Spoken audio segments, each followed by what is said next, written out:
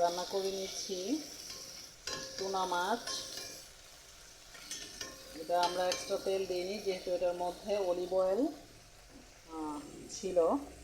Tuna chunk in olive oil, এটার প্রাইসটা বেশি অন্যগুলোর থেকে, যে দেখুন তারা অলিভ অয়েল ইউজ করেছে।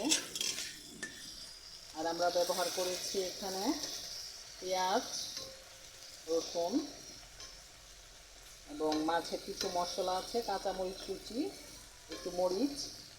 এটাতে আমরা হলুদ ইউজ করিনি কালারটা ঠিক রাখার জন্য। এটা ইচ্ছে করলে নিজেও অনেকে কাঁচা খেয়ে থাকে, আমরা যেহেতু কাঁচা ওভাবে খেতে পারি না, কাঁচা বলতে মানে এটা প্রসেস করাই থাকে, ওভাবে খেতে পারছি না, সেজন্য আমরা এই একটু কিছুক্ষণ জ্বালিয়ে দিচ্ছি। এটা প্রোডাক্টটা ছিল থাইল্যান্ডের, দেশের বাইরের প্রোডাক্ট। আর ওজন এখানে নেট ওয়েট ছিল 185 গ্রাম টুনা মাছ, ফ্রেশ টুনা। আমরা আগে যেটা খেতাম টুনাটা, সেটা ছিল ভেজিটেবল অয়েল দেয়া। এটা যেহেতু একটু ভালো তেল, এটাকে আমরা আর 1 মিনিটের মতো রান্না করে নেব।